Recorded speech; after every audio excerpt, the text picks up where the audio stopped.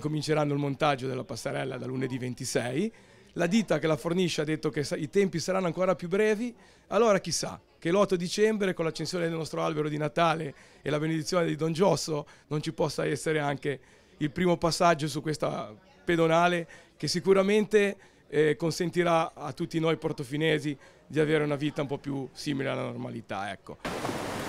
Non si ferma il lavoro degli operai per preparare l'area nella quale lunedì inizierà l'operazione di posa e montaggio della passerella che restituirà un collegamento stabile e veloce, anche se solo pedonale, a Portofino. Se tutto andrà bene e il meteo darà una mano, i tempi dovrebbero essere brevi. Il tutto sarà portato avanti dalla Euroedile di Treviso, ma fondamentale in queste settimane è stato il lavoro preparatorio svolto dalla città metropolitana di Genova in uno scenario fortemente compromesso dalla violenza delle onde. Quel mezzo che vedete alle mie spalle ha già lavorato, ha già cominciato a creare i supporti, le zone di ancoraggio per la passerella che provvisoriamente garantirà il transito verso Portofino. Siamo riusciti in questa settimana a chiudere questa voragine che era presente già alla giornata della mareggiata e questo ci consentirà di essere più celeri per l'intervento principale che abbiamo qua dietro alle nostre spalle.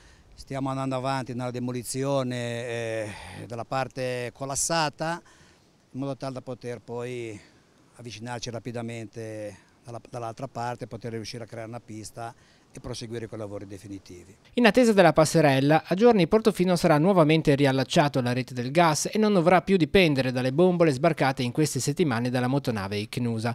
Una conduttura provvisoria che resterà in funzione 7 mesi, correndo a monte della strada, ha ricollegato la zona della Cervara con la rete a Paraggi. Un altro tassello che va a posto di un grande lavoro di squadra che continuerà fino a quando non sarà ripristinato il collegamento veicolare con il borgo, che nelle intenzioni della regione dovrebbe essere realizzato entro Pasqua. È chiaro che il tempo meteorologico ci dovrà aiutare perché un cantiere con una giornata come oggi lavora molto bene, un cantiere con le allerte, con il tempo brutto fa più fatica, anche perché anche con giornate di mare calmo comunque l'azione del mare non aiuta rispetto al fatto che stiamo costruendo una strada completamente a picco. Ecco.